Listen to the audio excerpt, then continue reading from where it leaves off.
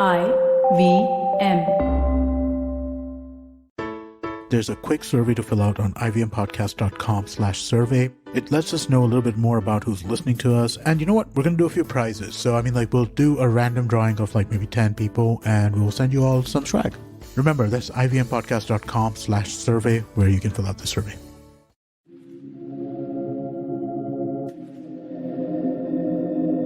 This is Audiogyan, and I am your host, Kedar Nimkar.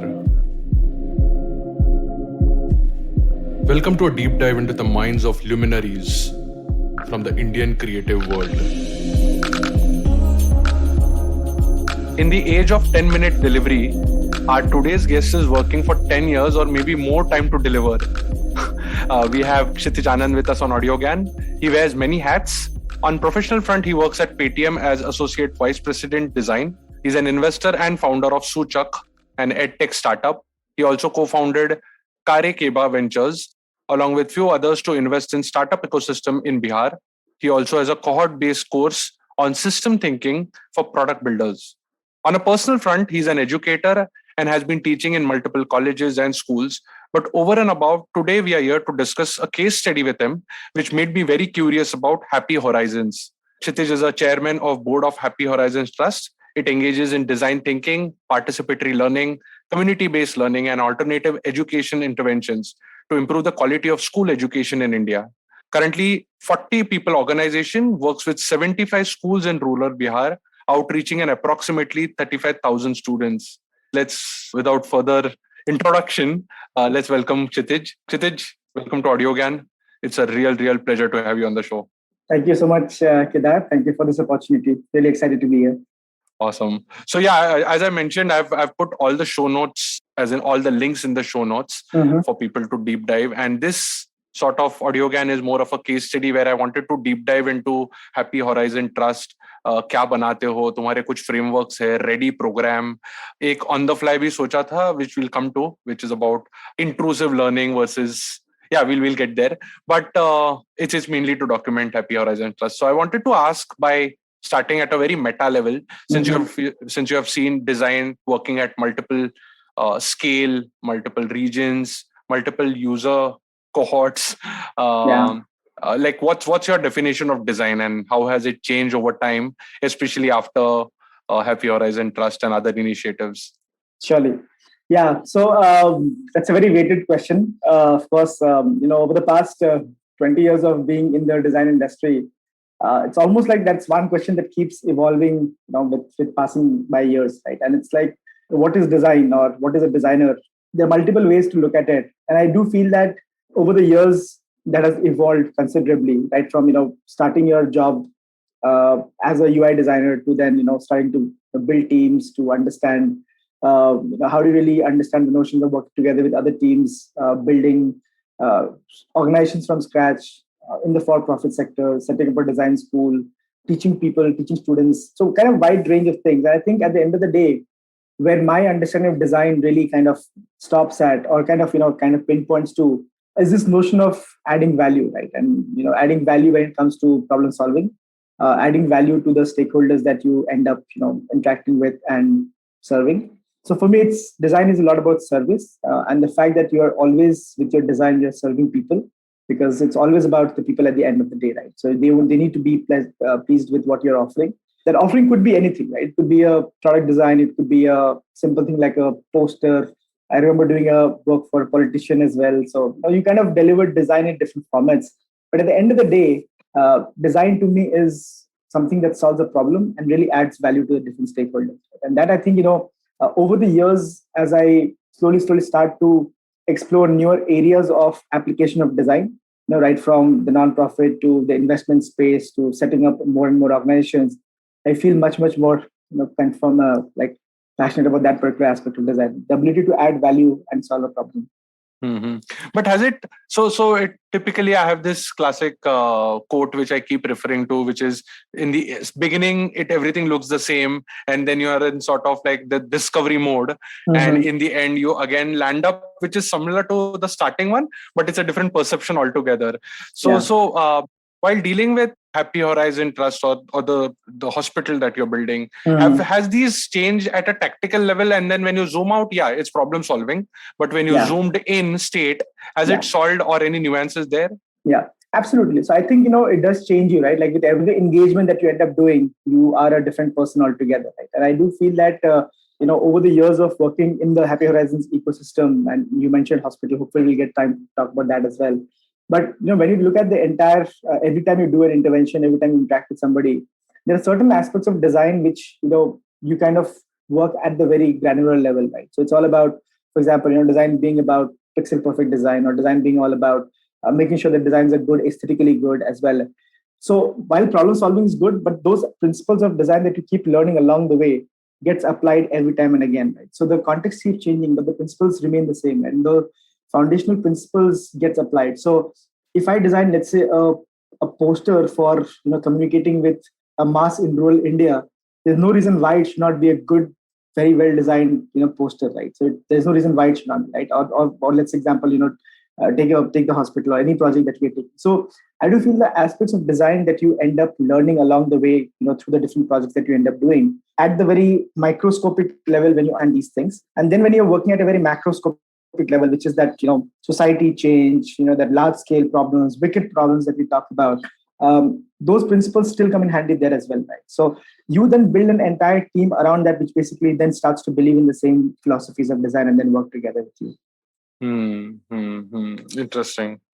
Cool. So yeah, the topic of the day, like what is Happy Horizons, and also if you can add why like you thought of building as a trust. Surely. Yeah. So Happy Horizons, interestingly, is it's a non-profit organization that we started 10 years ago, 2012 itself, and 30th March is actually our 10th anniversary of it being. Wow, it's going on. Wow, what a coincidence! It's going live on 30th March. Yeah. So basically, Awesome. That's the day of our foundation day. And what's very interesting is, when I moved back from the US after doing my master's, my master's thesis topic was around the notion of design for social impact, right? And it's kind of very interesting because, you are in a school which is, pioneer in interaction design and user experience design. And you end up choosing a topic which is very different, very unlike what any of the professors had ever heard before, right? Design for social impact.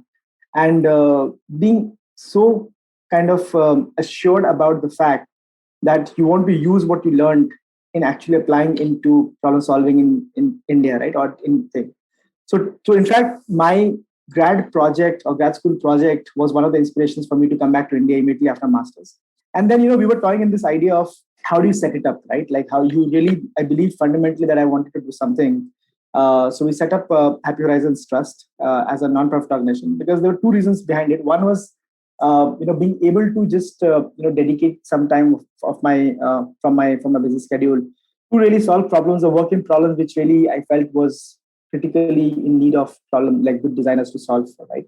So it was essential to make sure that we ended up creating an initiative.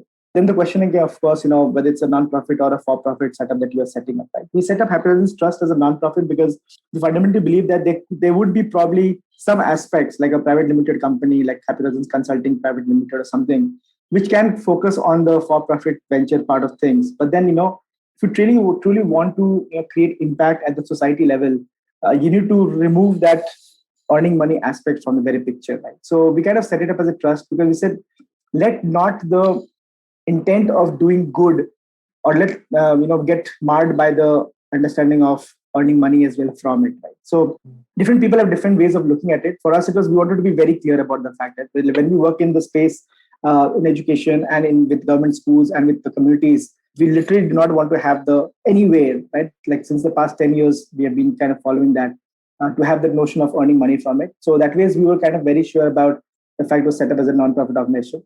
Obviously, there are some operational challenges with it, but that's for a different story altogether. But the fact that we wanted to set it up and the name is kind of very interesting. Interestingly, Happy is Anand and Horizons is Kshitiz, right? So my name actually is what it is. But the story behind it is, I actually, when Flickr was a thing, I had my Flickr handle called Happy Horizons, right? And that stuck around with me because I used that to become when I was doing a lot of photography, when I was, traveling around the country, doing presentations, doing workshops on photography. And that was kind of way in which I was able to connect to the society as well. Right? So it kind of was an extension from there to say that I had already been connecting with society and with people using that name. And then when we wanted to set up the nonprofit, we said let's just call it Happy Risings Trust and just build on from there. So yeah, it's been like 10 years in the journey, and we're just like, as we say, we're just kind of starting to go even better now. So there are so many threads that are connecting here, because I started with 10-minute delivery and 10 years was just like playing on the same words. and I was not aware that it will finish 10 years. Great. Yeah. Congratulations on that. Yeah. So, and you said social impact. What made you think that we should start from rural India? Yeah, I mean, like, see, there is always, as I always feel that there are always these choices that we have, right? Like, we can always decide where you want to work or where you want to channelize your energies towards, right? So, like, even when you wanted to set up a nonprofit and work in nonprofit, even though we registered in South, like Karnataka, I was in Bangalore at that point in time. But we knew that within the country also there are certain pockets which really needs our attention or which needs our interventions. Right? How did you find out now? How did you find them? So one, of course, you do your research in terms of finding out stuff. One, of course, because I'm from Bihar originally, so that helped in because you're already familiar growing up the problems of society that exist on the society level, the challenges that exist out there, the possibilities of intervention, right? And I'm saying intervention purely from a social impact perspective, as well as obviously there is the business opportunities that exist. But for us, it was a lot about trying to do something where we know that there is a demand for it or there's a need for it rather, right? Because people would not know what they need, right? So if you can at least understand what people need and then be able to create something around that, right? So for us, it was being able to we explored a lot of things, right? So we explored the notions of healthcare. This is back in 2012 itself, right? We explored the notions of healthcare. We understood social structures. Bihar was going through a very interesting political transition between the Lalu era and the Nitish Kumar era, and the roads were being built. Literally villages were having electricity for the first time, right? And we were kind of trying to say what can be done. And after a lot of so-called research, we spent a lot of time in the field. So I would come back from the US. I was doing running my own first startup, my own studio. So I had time in the world. I literally used to just travel, as a bachelor as well. I had just got married. So we were still very, we didn't have kids and all. So we were just, traveling literally around village to village, communities to communities, towns to towns, and trying to understand what area should we start our intervention in. And what we really boiled down to was this notion that, at the end of the day, it all boils down to the lack of education, right? The fact that there is no good exposure or education at that grassroots level, which kind of doesn't even, convince somebody to think about the things that we talk about on a day-to-day life. Right? So that's where we said, let's start with education first. And then again, we drill down a little bit deeper into saying that, okay, because the education itself, you look at a very wide, broad spectrum, right? Like from, the early childhood education to, post-college to upskilling to continuing education it's a very wide spectrum, right? And we said, you might want to think about creating impact in the society. But then if your foundations of the people itself are kind of not very strong, right? Like whatever you build on top of that is going to be very shaky. Right? So we said, let's try to focus on strengthening primary school education, because that's where if the foundations can be strong, right? The children who come to schools, if you can start from there, then the chances are that their foundations are better and they'll be able to learn better and they'll get better exposure and stuff. And then even within that, we started to, and this is again taking all the references from how we do in design, right? Like go deep into the problem and try to understand, you ask the why, you ask the why, and you really go to the root cause of the problem. And then when we said primary school education, we said, okay, why is it that children because primary school education is an age where children should really have fun in education, right? But if you go to probably 90% of schools in India today, that's actually the contrary, right? Children in that age actually don't have fun in school, right? Which they should actually be having fun. So we said, why is it that children don't have fun? It's because, children are never engaged in that way to have fun, right? Because the teachers are not equipped, and obviously that's a different problem altogether at a very systemic level. So we said, okay, what would it take for us to, engage with children in primary schools? And we said, around the world, universally, children love stories. So let's just start telling stories to children. Right? And that was our basic foundation with which we started. Go to school, engage with the principal and the school management, ask them for permission to tell stories to children, right? And literally, we would just start telling stories to children. And we realized that, just by telling stories to children, the engagement level became so high. The children would literally come back to school. So attendance level went high and things like that because children were so excited to hear a story in the schools. Right? And those kind of interventions we started. And eventually, we then said, okay, it cannot be just me running around school after school. And we set up a different program, the Ready program, which I'll talk about in just a while, to say that, okay, can we extend this to more people in the society who can do this? So the whole systemic thing that eventually happened. So, but yeah, I think, for us, what's really essential is to be able to say, how we started and then how we are right now. Obviously, it's been a long journey in the making, and hopefully we'll get to cover more of those things as we speak along as well. Yeah, it's awesome. And if you can also highlight some bit of the real India, which is far away from this 10-minute delivery startups, because I don't want to classify Happy Horizon as another startup because it has got something more to it. Right. So can you, just to set context, because who are these people you are dealing with, and what are their aspirations, and when the why was unfolding, when you landed up, was there in a cliche term, product market fit or not? And what were these stories also? Were they? Because just yesterday I happened to listen to one, a slow interview by Nilesh Mishra. उन्होंने उनके बेटी को school से निकाल दिया. He said, don't go to that school. It's I think one of the best schools in Lucknow, because she's 6 years and she drew giraffe in multiple colors, and the teacher sent a letter saying, boss, please mind your child, वो गलत जा रही है. And he got pissed off. यार ये क्या चल रहा है? So yeah, I can see a lot of layers there. You want to talk about what is this real India, or which you're dealing with at least?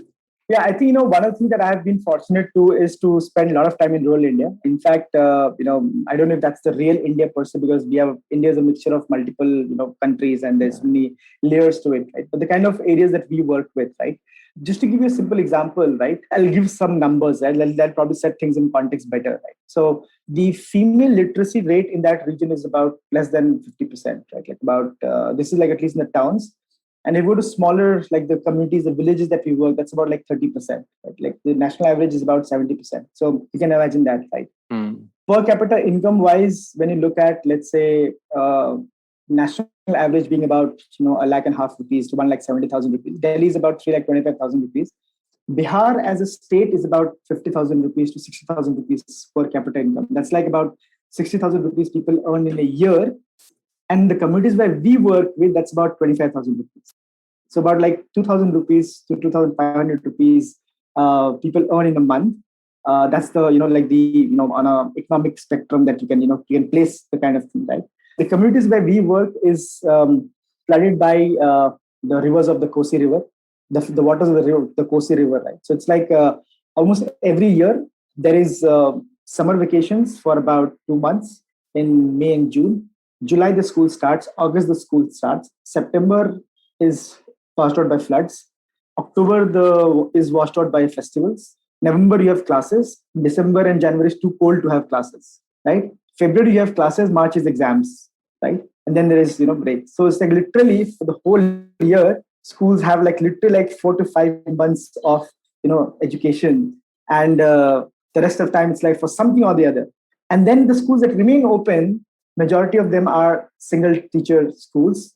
And those teachers also then have to go and do duties for, some election or the other. Kabhi panchayat election hai, kabhi ye सर्वेक्षण hai, kabhi wo सर्वेक्षण hai, kabhi, something or the other, right? So many times what happens is the schools exist because government, when the first time Nitish government came in and when there was, the right to education was being implemented, building schools was not a problem. A lot of schools were built, the physical infrastructure was built. And then you had the right to education, which also said that you should give midday meals to children. So children started coming to schools. And you'll be surprised to know that when we did this very interesting survey with almost 100, 200 children saying that, why do you come to school?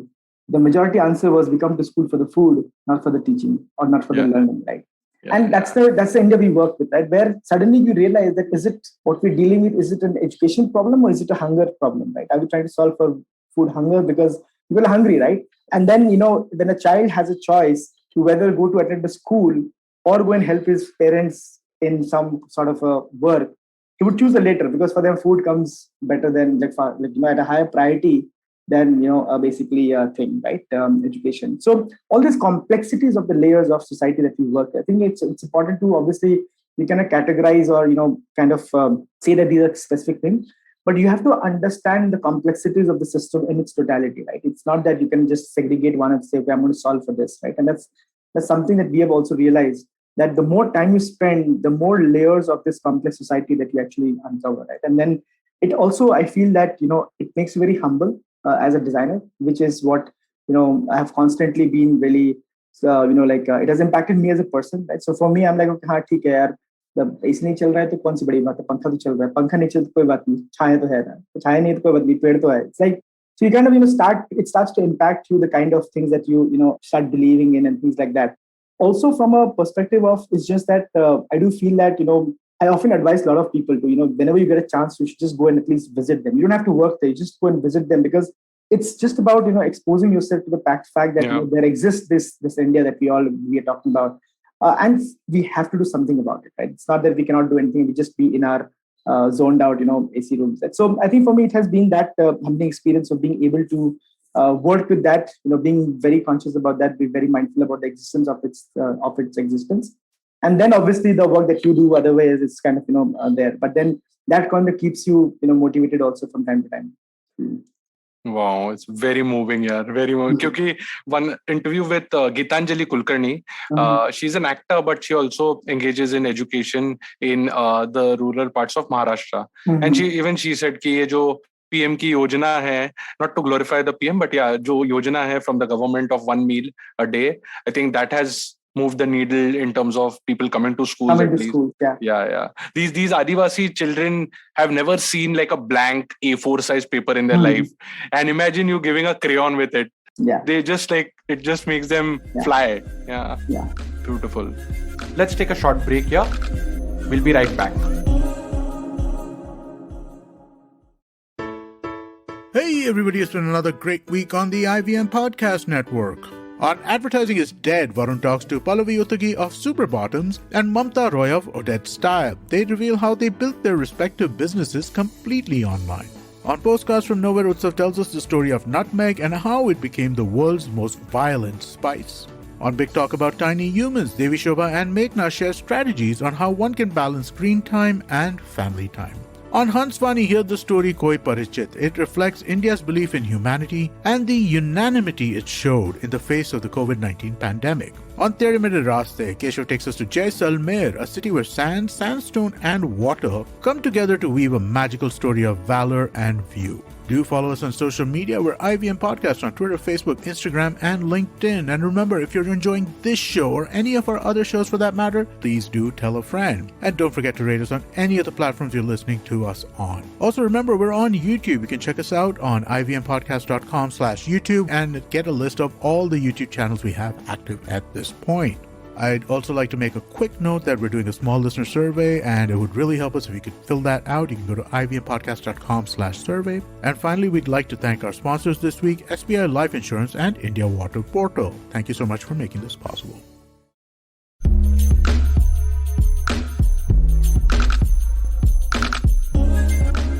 Okay, welcome back to the show.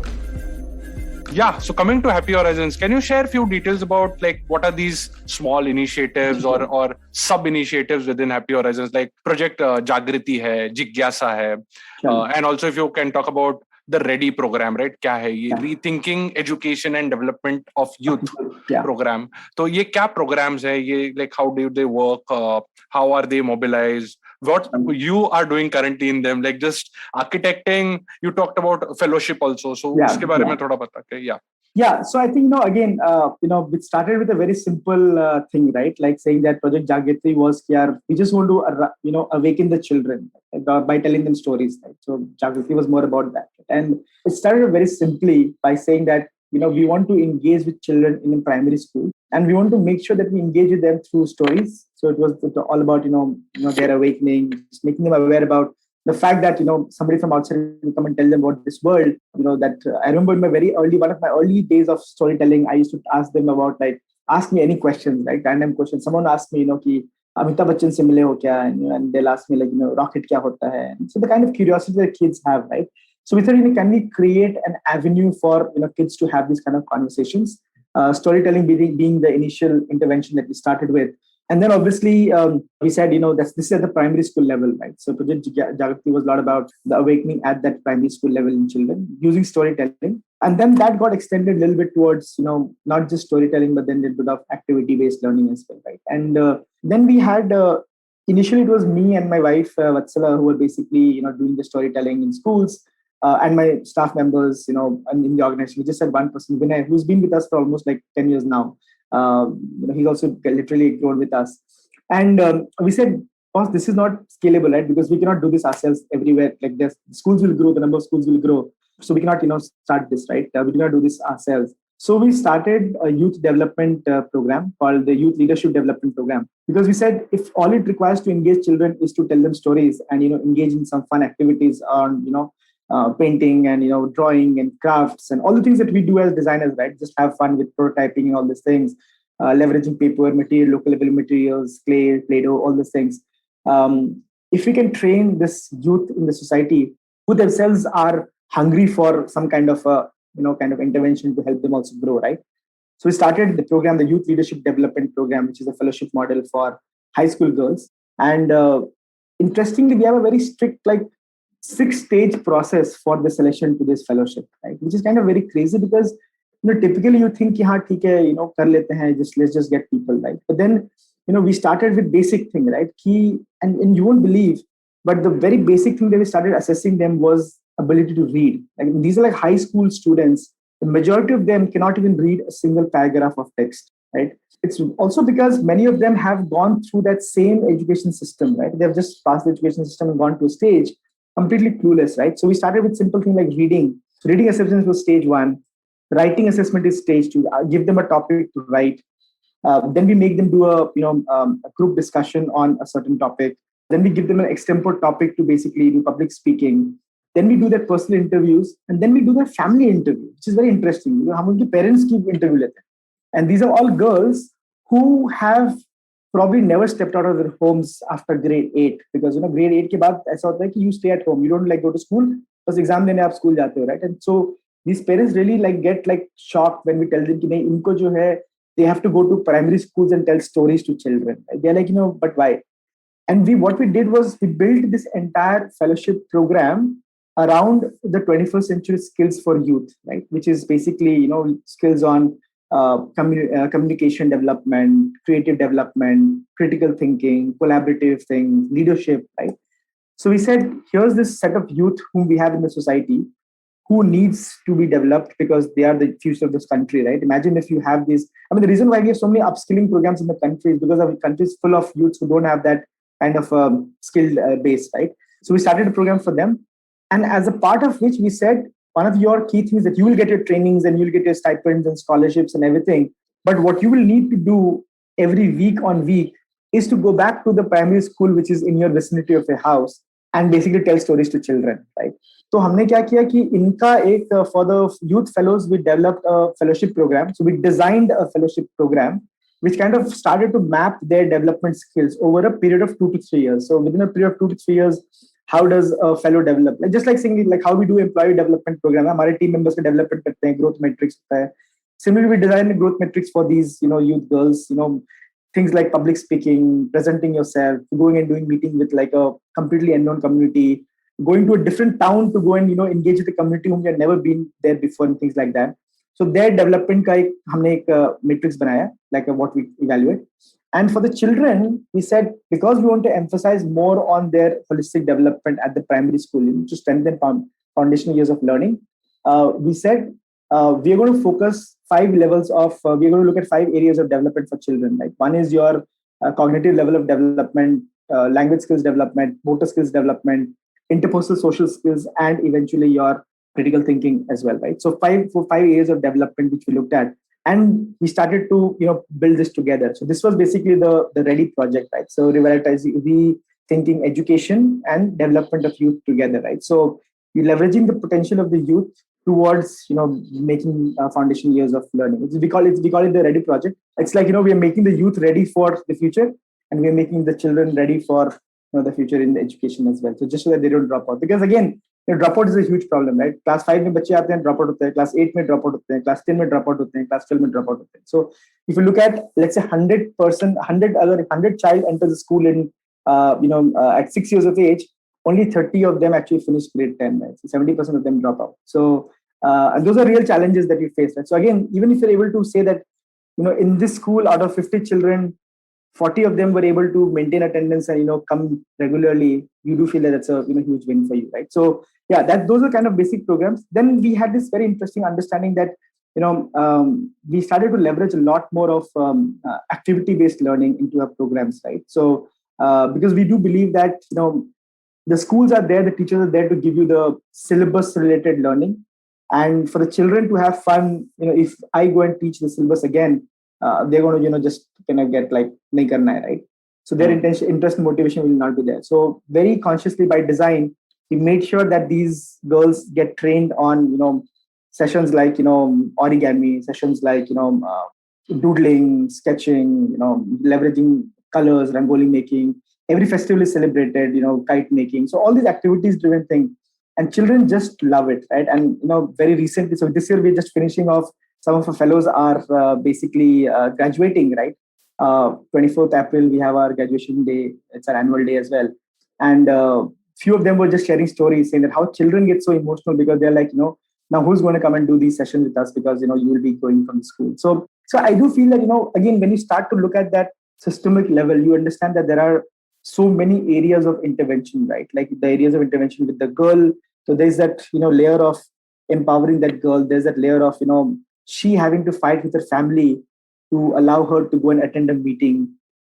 She feeling very financially independent because she gets a stipend of 2,500 rupees, which is more than a family income sometimes, right? And it's like, for her to feel that I can actually be something, be able to buy her own phone, do her own mobile recharge, hugely, empowering feelings, right? And then she being able to, after graduation, we've had a lot of our girls go and, join schools as teachers, join other non-profit organizations as, employees and stuff. That's where you feel that, you are also setting them up, making them ready for the entire thing, right? For the entire life ahead of them.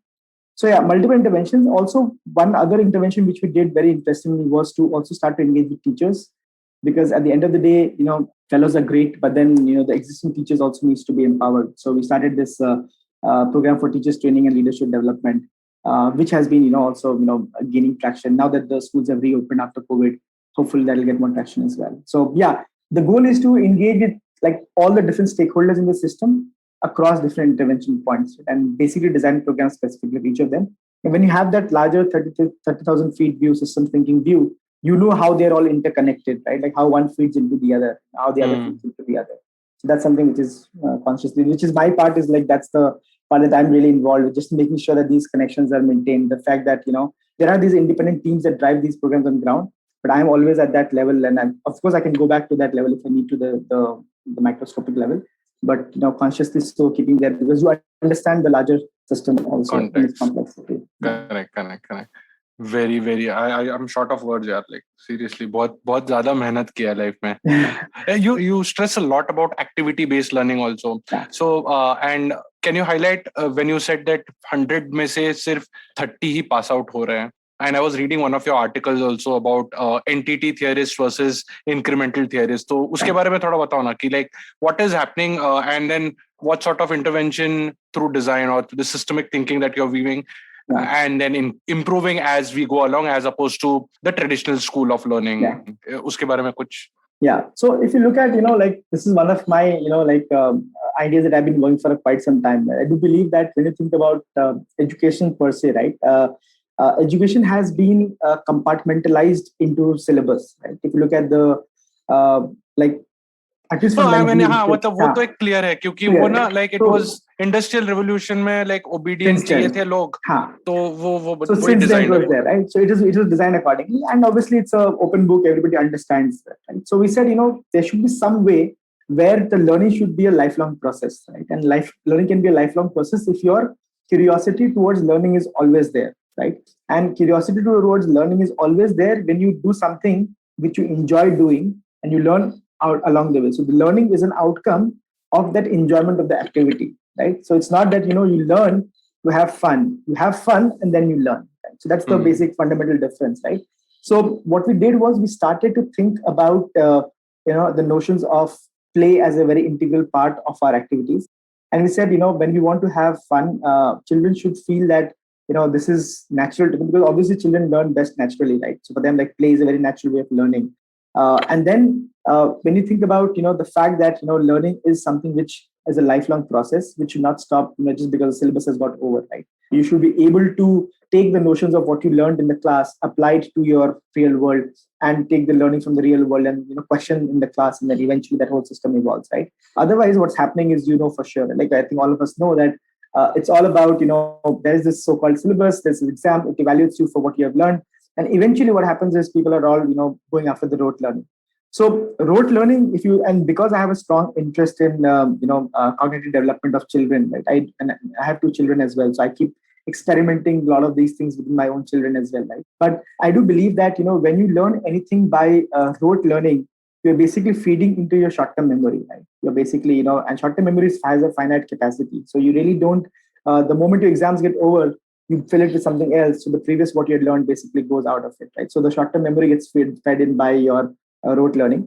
Whereas when you do experiential learning, you're basically feeding into the long-term memory. Long-term memory is very deeply connected to your subconscious mind, right? So when you feed anything into the subconscious mind, right, or the long-term memory, that stays with you for a much, much longer period of time, right? So when you break down a learning from a rote learning perspective to a experience perspective, what you're basically doing is that experience is being distributed across long-term memory, across different parts of your brain, so that you remember it at a very faint mention of something. You remember it because suddenly your entire long-term memory will throw up that memory, and you're basically able to recall all of those things, right? So sorry to interrupt here, but यार मैं ना थोड़ा वो अलग school से भी आता हूँ, गुरु शिष्य स्टाइल में एक रट्टा मारने को भी like it gets into your muscle memory also, right? You have any like this sounds very contradictory in nature, right?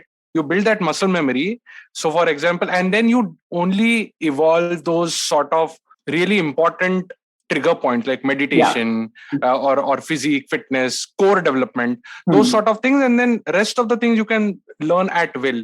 वो भी एक अलग school है. ये थोड़ा सा like तुमको दिखता है contradiction? So I don't see a contradiction. So there are some things which will be dependent on rote learning. I'm not saying that you are dependent on entirely everything on purely experiential learning. So there will be certain things which you will learn initially, but the goal is when you don't apply that learning into something, it just fades out, right? So let's say, for example, if I ask you, a lot of people, like if you ask me, हमने JEE के समय में बहुत सारी चीज पढ़ाई की, right? Like physics की पढ़ाई की, बहुत सारी चीज की. अभी कोई मेरे से पूछे कि what are the 10 ways of you can apply electromagnetism in your life, right? Like I would be clueless, right? Because I learned it at that time, I excelled at it, I cracked my JEE exams, and I forgot about it, right? But if someone said me it's something which you can pick up in life, and you can actually apply it in these different ways, and here's a way of you can experiment and try out things, probably I would have remembered it for a long period of time and being more confident about it, even let's say X years down the line, right? So I do believe that yes, initial syllabus and rote learning is essential. I'm not saying it's kind of completely to do away with it, but then the emphasis has to become more towards the application of knowledge and the application of learning, which is where experiential learning really helps, because you're able to apply that knowledge and then you're able to remember it for a longer period of time. So you don't have to pay an extra effort to remembering. So even if let's take the the Guru Shishya way of learning, right? It was always about practical learning a lot more, right? Because they emphasized on this fact that you learn something in theory, but then you practically do it, because then it has gone to your long-term memory, right? Which it stays with you for a longer period of time. So that's the way we started building the notions of whatever kind of interventions we will have in the schools with the children, with these youth as well, and eventually making them more experiential driven. So activities play a huge role in that, right? So if you're able to build things around that, in fact, the Soochak as a platform that we've been thinking is that it's an experiential learning platform, right? We are saying that can we extend this down to more students, leverage tech, non-tech, as well as service design, to kind of build this entire experiential learning platform for children. So yeah. Got it. It's very मतलब बस इसके ऊपर तो हम like घंटों बात कर सकते हैं. Yeah. So just to sort of come to the ending part of it, I have 3 more questions, but since we have like limited time, I thought I'll मतलब offline बहुत सारी बात करेंगे इसके ऊपर. Yeah. So any big challenges that you faced or still facing? Is it sort of the government support or the teachers? Maybe it would be just infrastructure. Like बिजली नहीं थी starting में. Yeah. You mentioned about parents not sending their children after 8th standard or maybe 8 years के बाद. So like what are maybe were तो ठीक है, history हो गई. आपने काफी कुछ ground cover कर लिया. But अभी क्या challenges हैं? So I think it's the challenges, I keep saying that, with every solution comes a new problem, right? तो पहले होता था कि एक्सेस नहीं है लोगों के पास, तो चलो मोबाइल फोन दे दो.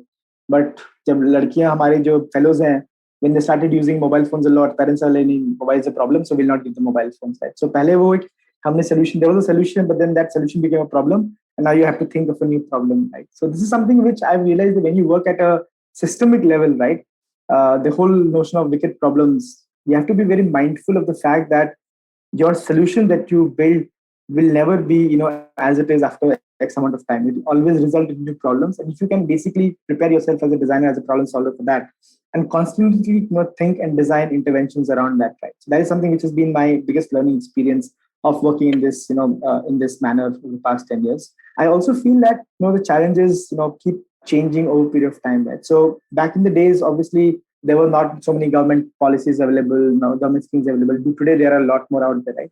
Today, there is one of the problems that we face is there is a lot of information available, but then, credible information not available, right? So how do you really make sure that your stakeholders get credible information about you, about your work, and what they should be doing?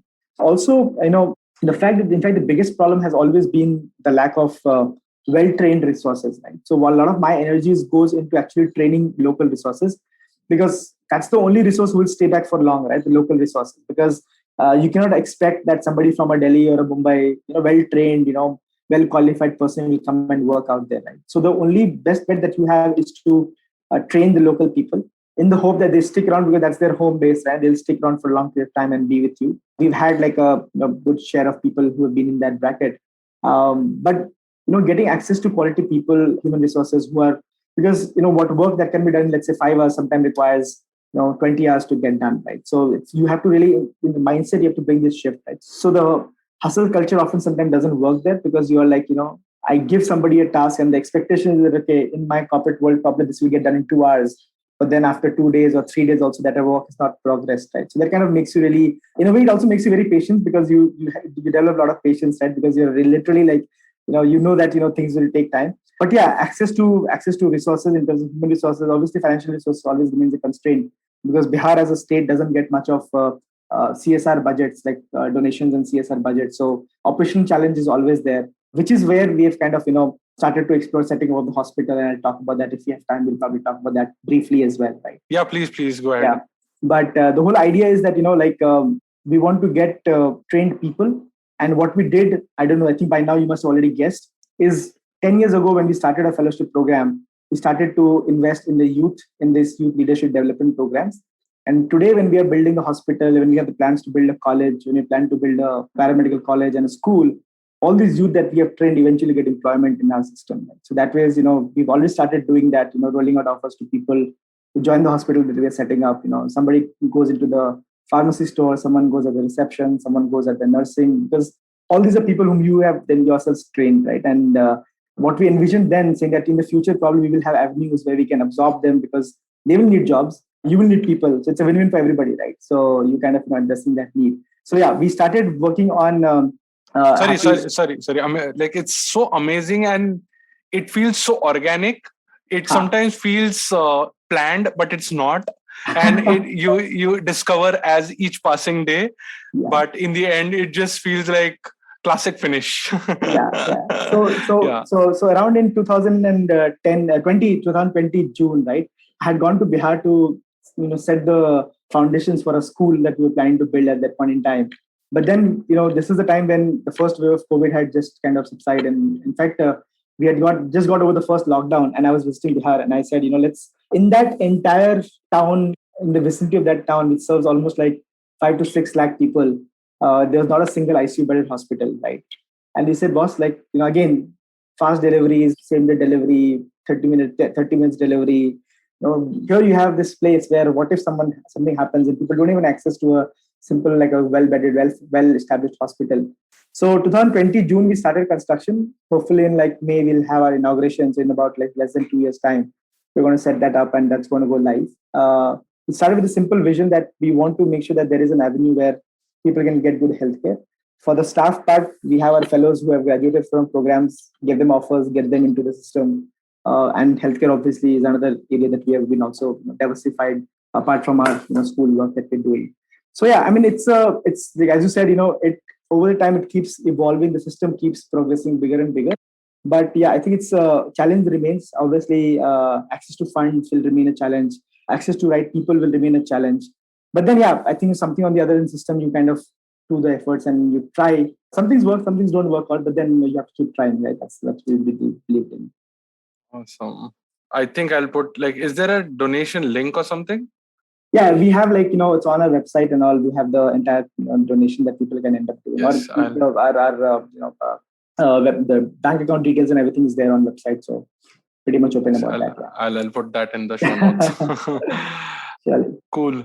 So then how do you manage to sort of, I wanted to add actually on the systemic thinking part of it. I was listening to another podcast where they say that the systemic thinking is if I have to, and help me understand if the same thinking, right? Yeah. In a house, in a building, you have a water tank, which is on top.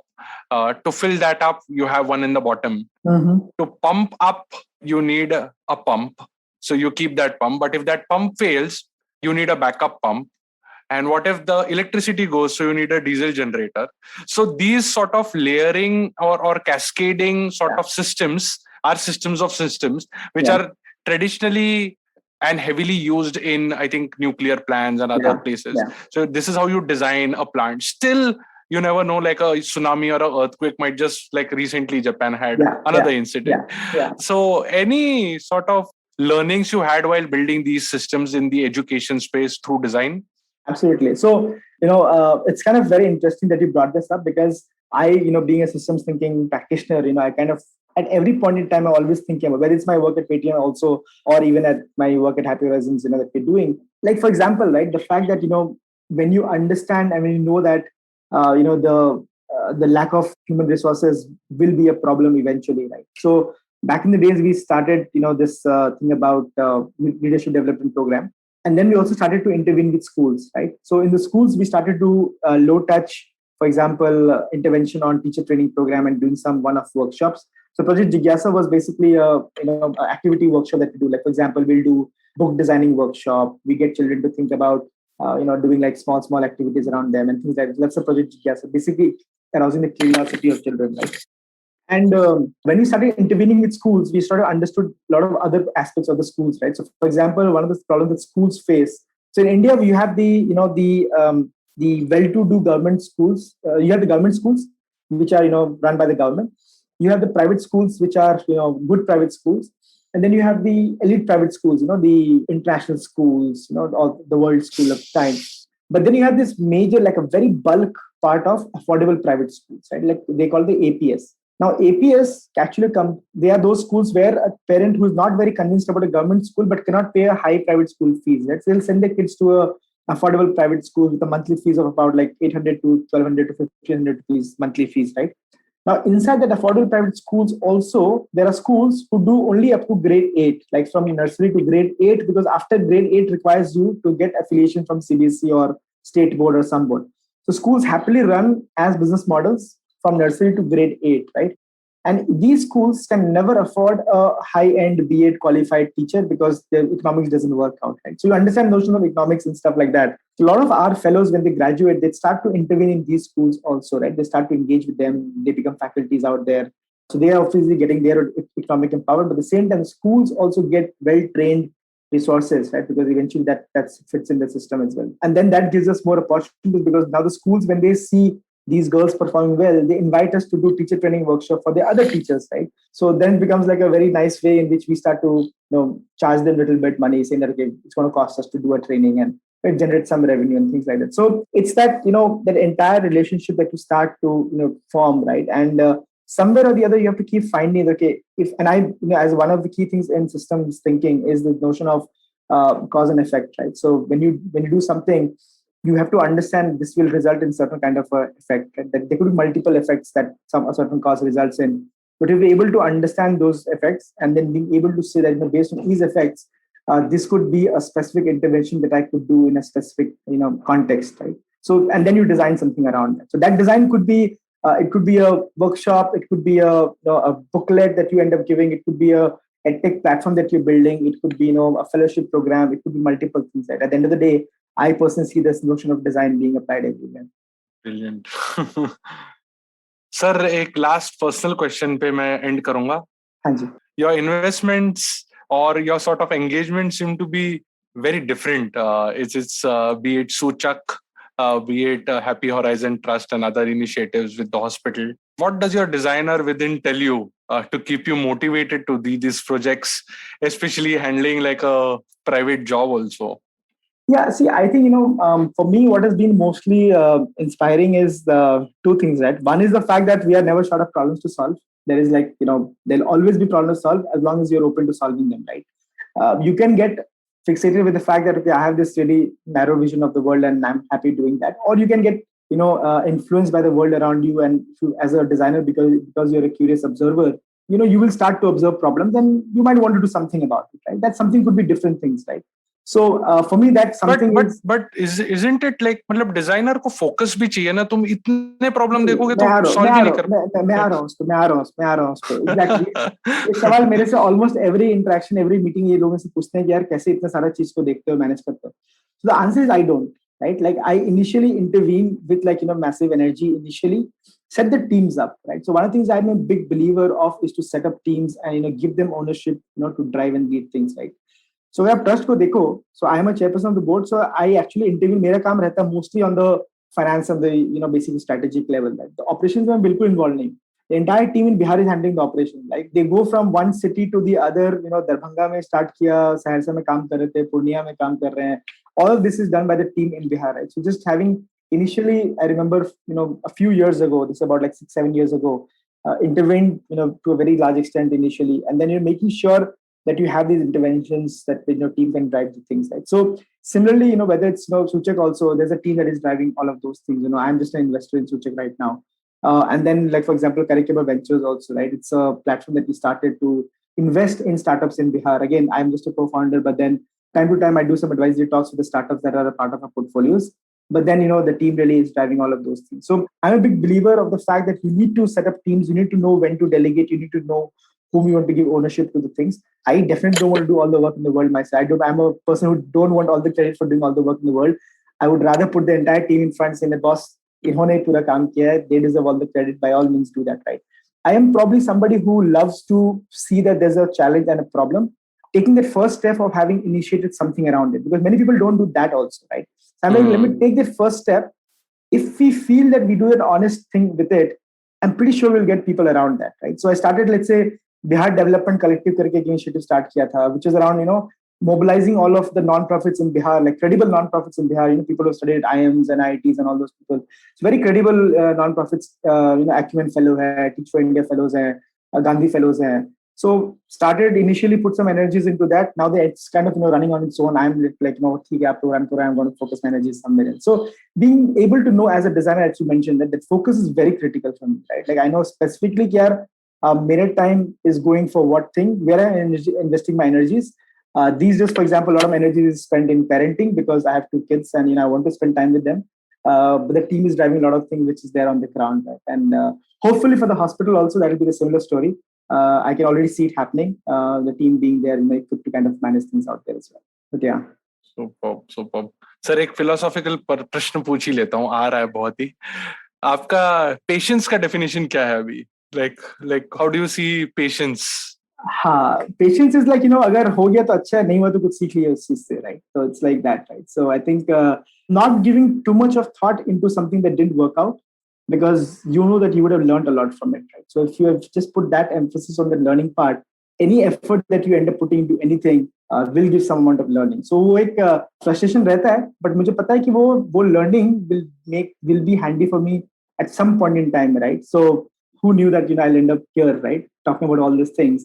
But that effort was that we went there, we met in Ahmedabad, we spoke for a while, and just something happened, and we are here, right? So I just feel that that whatever you do, it cannot be always black and white. Some things you do, you don't get an immediate result, and we have to just be patient around that, right? So take the learnings of it, and then obviously focus energies onto something else. That learning will come back handy somewhere or the other in the future. So, yeah. And if I have to be a little poetic, we can end with like Kabir saying, "Dhire dhire mana, dhire sab kuch hoye, mali siiche so gada, rut aaye tab phal hoye." So yeah, I mean, definitely all the power to you, to Happy Horizons, and a lot of stuff looking forward to work out as you envision, as you plan, or as you unfold. Absolutely. Yeah. Awesome. This is great talking to you, Anand. It's been like real pleasure talking to you, and knowing the kind of stuff that you have done. Awesome. Absolutely. Thank you so much. Thank you, Kedar. Thank you, everyone. Yeah. Yes. Happy Horizons turning 10 this year and releasing on. I think it's a brilliant coincidence. It's just for me. For me, it's also unfolding of the good stuff that I'm trying to do. Cool. Thank you so much. And that's it from today's Gyan session. For show notes and more Gyan, visit audiogyan.com. If you like this podcast, please don't forget to check our other interesting podcast on IVM Network. You can listen to us on IVM Podcast app, ivmpodcast.com, or any of your favorite podcasting apps. To stay tuned, follow us on Twitter and Instagram at IVM Podcast. And if you wish to connect with me, I am at Audiogyan Moments on Instagram. Until then, take care.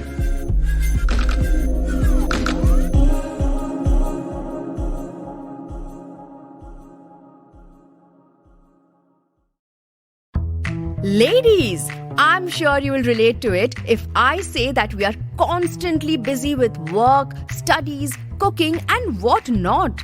And amidst all of this, we often forget an important element that needs our desperate attention: finance. So here we are, bringing to you SBI Life presents A Sip of Finance, a women-exclusive podcast where we will teach you how to manage personal finances in a simple and straightforward way with your host, Priyanka Acharya, a finance expert who's been in the industry for 14 plus years. And not just in English, but in 7 more languages. So tune in every Tuesday for fresh episodes on the IVM Podcast Network and all major podcast streaming platforms. Namaste, this is Cyrus Brocha. I am part of the government cancel culture program to remove rubbish off all the different streams available. So what we have is all the collected rubbish we put together on our show. It's called Cyrus Says. It's on IVM Podcast. You have to watch it and listen to it. It's on our app. It's on our website. It's on the YouTube channel. It's on Facebook. There are many different ways. Don't bother me and ask me how. You have to find out. We talk to different personalities. Many of them are known. Some are just people we meet downstairs and invite them up for chai. But the point is, it's fun and it's very therapeutic. So please join in and listen to Cyrus Says.